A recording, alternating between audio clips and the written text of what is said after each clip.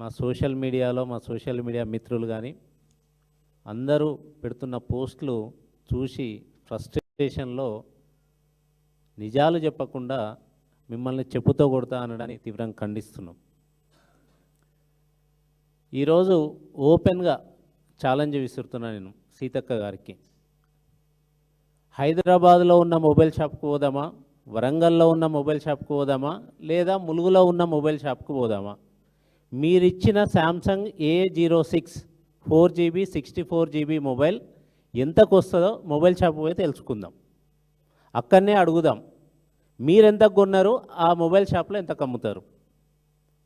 ఓపెన్గా మొబైల్ షాప్లో 7,000 నుంచి 8,000కు వచ్చే ఫోన్ని మీరు 11,650 రూపాయలు కొన్నామని మీరే చెప్పారు. అంత వ్యత్యాసం ఎందుకున్నది? ఆ డబ్బులు ఎటుపోతున్నాయి? ఒక పక్క 54 కోట్లతో టెండర్ వేసి 14,000 అని చెప్పుకుంటూ మీరు 11,650 అని చెప్తారు. ఇంకా మేము పక్క రాష్ట్రాల కంటే 150 రూపాయలు మిగిలిచ్చినాం మన రాష్ట్రానికి అని చెప్తున్నారు. కానీ పక్క రాష్ట్రాలు ఆంధ్రప్రదేశ్ అయినా, గుజరాత్ అయినా, త్రిపుర అయినా, ఈరోజు పంజాబ్ అయినా అన్ని రాష్ట్రాలు కూడా 5G మొబైల్స్ ఇస్తున్నాయి. మీరెందుకు 4G మొబైల్ ఇవ్వాల్సి వచ్చింది? మీరు చెప్పిన ప్రైస్లోనే అక్కడ 5G మొబైల్స్ ఇస్తుంటే ఎట్లా 4G మొబైల్స్ ఇస్తారు? దీని మీద మేము ప్రశ్నిస్తుంటే మా మీద కేసులు, మా కృషాంక్ గారి మీద కేసు పెట్టారు. మా సోషల్ మీడియా మిత్రులని చెప్పుతో కొడతా అంటారు. అట్లే మా గౌరవ అధ్యక్షులు కేసీఆర్ గారిని ఒక లీగల్ నోటీస్ పంపించారు.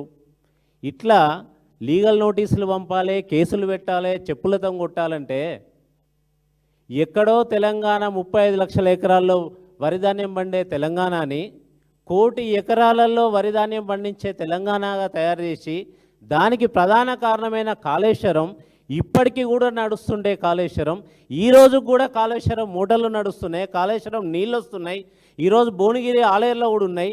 అలాంటి కాళేశ్వరం మీద కాళేశ్వరం మొదలుపెట్టినప్పటి నుంచి ఇప్పటి వరకు 1,00,000 సార్లు మీరు 1,00,000 కోట్లు గోదావరిలో కొట్టుకపోయినాయని చెప్పారు కదా.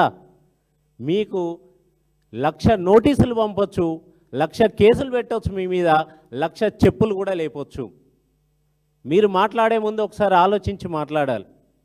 మిమ్మల్ని ప్రజలకు సేవ చేయమని, మాకంటే మంచి ప్రభుత్వం, మంచి పాలనీయమని మీకు ఓట్లేసి గెలిపిస్తే ఈరోజు మీరు ఏం చేస్తున్నారమ్మా?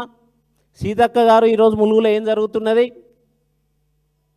మీ అవినీతితో, అధికార మదంతో, నిర్లక్ష్యంతో, ధనదాహంతో ఇప్పటికీ నలుగురిని పొట్టన పెట్టుకున్నారు కదా మీరు ములుగులో. మేడారంలో అందరం చూసినాం, 200 సంవత్సరాలు 500 సంవత్సరాలు నిలిచే కట్టడాలని చెప్పి 200 కోట్లు పెట్టి మీరు రాళ్ళు తీసుకొచ్చి చేసింది వాస్తవం కాదా? ఆ కాంట్రాక్ట్ల కమిషన్ల కోసం 2 మంత్రులు కొట్టుకున్నది వాస్తవం కాదా? అక్కడ మేడారం జరుగుతున్న టైంలోనే అక్కడ రాళ్ళు విరిగిపడ్డాయి వాస్తవం కాదా? ఈరోజు అక్కడ మేడారంలో ఉన్న పూజారి రమేష్ కొడుకు అదే రాళ్ళు మీద పడి ఒక కాలు మొత్తం విరిగి, కాలు మొత్తం తీసేసి ఇంకొక కాలు విరిగి రాడ్లేసుకొని ఈరోజు ఆసుపత్రిలో ఉన్నది నిజం కాదా? ఇది మీ అవినీతికి ఉదాహరణ కాదా? మీరు శిశు సంక్షేమ శాఖ మంత్రిగా, వికలాంగుల మంత్రిగా ఉండి ఒక పసి బాలుణ్ణి, 6 సంవత్సరాల బాలుణ్ణి మీరు జీవితాంతం వికలాంగుని చేశారు కదా.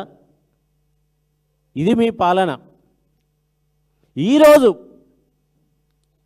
జరిగింది ఇదే అంగన్వాడీలో ఇచ్చే సత్తుపిండిని తీసుకొని ములుగు నియోజకవర్గంలో గోవిందరాపేట గ్రామంలో అక్కడున్న గ్రామ పాలకులు కోతులను చంపడానికి సత్తుపిండిలో విషగుళికలను పెడితే 6 సంవత్సరాల బాలుడు అశ్విన్ నందన్ ఈరోజు ఇప్పుడు వరంగల్లో MGM హాస్పిటల్లో ఆయన జీవితం కోల్పోయి మరణించి ఉన్నది వాస్తవం కాదా? దీనికి బాధ్యులు ఎవరు? మీరు కాదా? గ్రామీణాభివృద్ధి శాఖ మంత్రిగా ఉన్నారు, ఇటు శిశు సంక్షేమ శాఖ మంత్రిగా ఉన్నారు. దీనికి బాధ్యులు ఎవరు? కోతులను చంపడానికి విషం పెట్టమని ఎవరు చెప్పారు మీకు? ఈరోజు ప్రభుత్వ స్కూల్లో గ్రౌండ్లో పిల్లలు ఆడుకుంటారని అందరికీ తెలుసు కదా. ఆ పిల్లలు ఆడుకునే ప్లేస్లో విషం పెట్టిన సత్తుపిండి పెడితే ఆ తెలియని బాలుడు 3 తిన్నారు. అవి 2 అక్కలు, ఈ తమ్ముడు 3 తింటే ఆ ఇద్దరికి తెలిసి ఇంటికి పోయి వాళ్ళని వైద్యం చేస్తే వాళ్ళిద్దరు బతికిరు. ఈ తమ్ముడు మాత్రం 6 సంవత్సరాల బాలుడు ఈరోజు చనిపోయిండు. దీనికి బాధ్యత ఖచ్చితంగా మీరే వహించాలి. అదేవిధంగా ములుగు గ్రామ పంచాయతీలో జీతాలు సరిగ్గా ఇవ్వకపోవడం వల్ల తన కొడుక్కి వైద్యం చేయించలేని పరిస్థితుల్లో 2000 రూపాయలు లేని పరిస్థితిలో ఆత్మహత్య చేసుకున్నాడు మహేష్ అనే పారిశుద్ధ్య కార్మికుడు. ఇది మీ నిర్లక్ష్యానికి సాక్ష్యం కాదా? ఒక రమేష్ అనే యువకుడు, MBA చదువుకున్న యువకుడు, మాకు ఇందిరమ్మ ఇల్లు రాలేదు, నాకు అర్హుణ్ణి అయినా కూడా నాకు రాలేదు అని మొరపెట్టుకుంటే పోలీసులను పంపించి బెదిరిస్తే ఆత్మహత్య చేసుకున్నాడు. ఇది వాస్తవం కాదా? మీరు చేయాల్సింది ఏంటి? మీ మీద ఎన్ని కేసులు పెట్టవచ్చు, మీకు ఎన్ని లీగల్ నోటీసులు పంపొచ్చు, మీ మీద ఎన్ని చెప్పులు లేపొచ్చు, కానీ మేము అట్లా చేయం.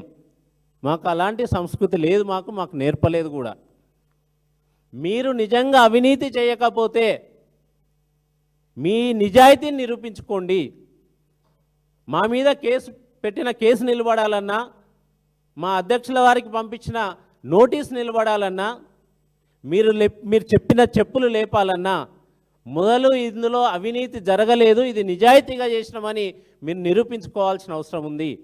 నిరూపించుకోవడానికి మీరు కమిషన్ వేస్తారో లేకపోతే CBI ఎంక్వైరీ చేపిస్తారో, కానీ ఏపిచ్చిన తర్వాత ఇందులో అవినీతి జరగలేదు అన్న తర్వాత ఈ పనులు చేయండి. మీరు అప్పుడు చెప్పులు లేపండి, లేకపోతే కేసులు పెట్టండి, లేకపోతే లీగల్ నోటీసులు పంపండి. అంతేగాని ఫ్రస్ట్రేషన్లో సహనం కోల్పోయి ఏది పడితే అది మాట్లాడడం మంచి పద్ధతి కాదు. ఇప్పటికైనా మీ తీరు మార్చుకోవాలని మీకు ఈ సందర్భంగా విజ్ఞప్తి చేస్తున్నాం.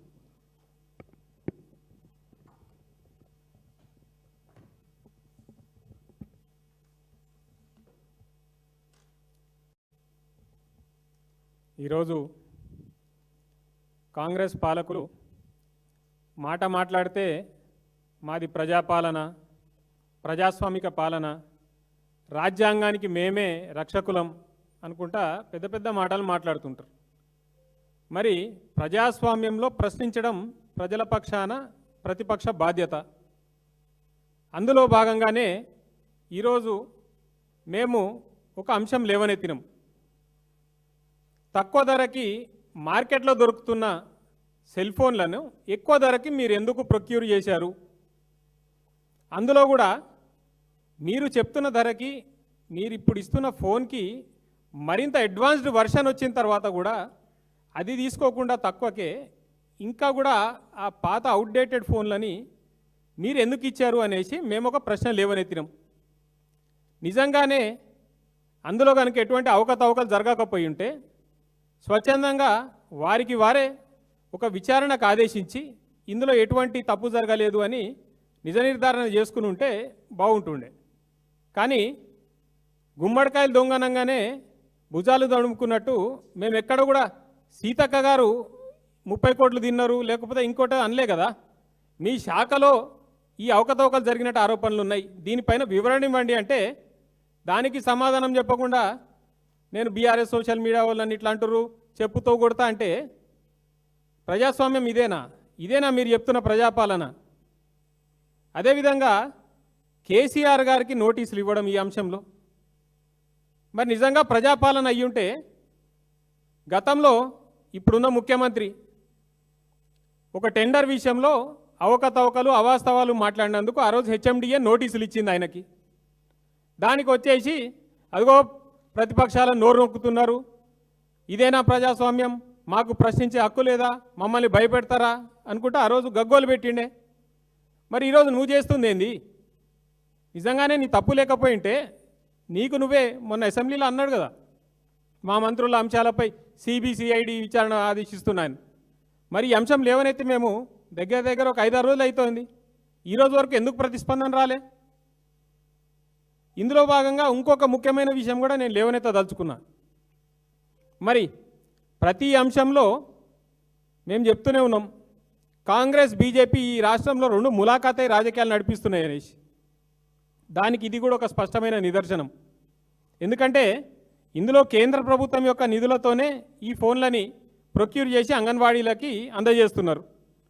మరి ఈ అంశంలో అవకతవకలు జరిగినాయి అన్నప్పుడు కేంద్ర ప్రభుత్వమైన దీన్ని ఒక నోటీసులోకి తీసుకుని దీనిపైన విచారణకు ఎందుకు ఆదేశించలేదు? గతంలో మేము చెప్పినాం, అమృత్ టెండర్ల విషయంలో కేంద్ర నిధులు ఉన్నాయి, వాటిలో కూడా అవకతవకలు జరుగుతున్నాయంటే దానిపైన ఎటువంటి విచారణ లేదు.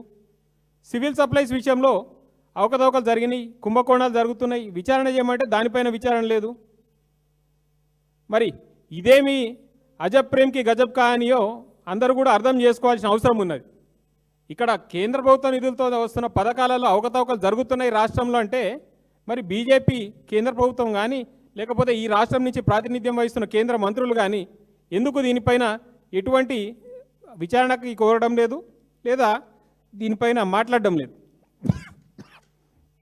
కాబట్టి తక్షణం దీనిపైన సీతక్క గారు రాష్ట్ర ప్రభుత్వం తరపున సిబిఐ విచారణ కోరాలి. లేని పక్షంలో మేము ఏ రకాలుగా దీన్ని అంశాన్ని ముందుకు తీసుకుపోయి దీన్ని ప్రజలలో ఎండగట్టి వీరి యొక్క అవకతవకల్ని ప్రజల ముందు ఉంచాలో అన్ని మార్గాల్ని కూడా మేము తప్పకుండా వాడుకుంటాం.